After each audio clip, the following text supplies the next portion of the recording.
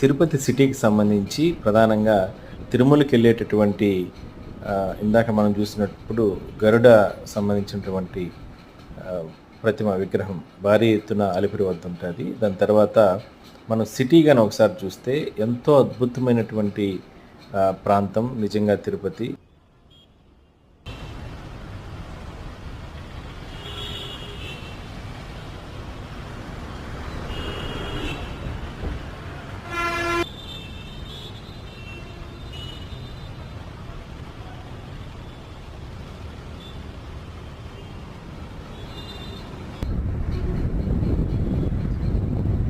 చూడొచ్చు, ఇప్పుడు మనం విజువల్స్లో చూస్తుందంతా కూడా తిరుపతిలో ఉన్నటువంటి గరుడ వారధి.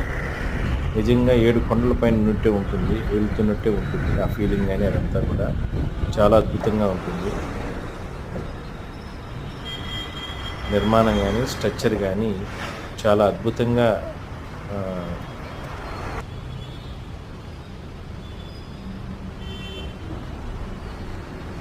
పిల్లర్స్ కూడా చాలా గ్యాప్గా ఉంటుంది.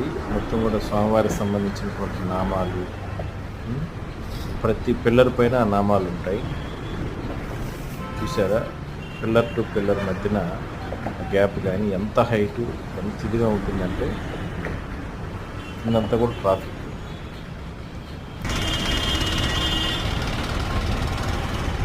చాలా అద్భుతంగా ఉంటుంది. ఎందుకంటే తిరుపతికి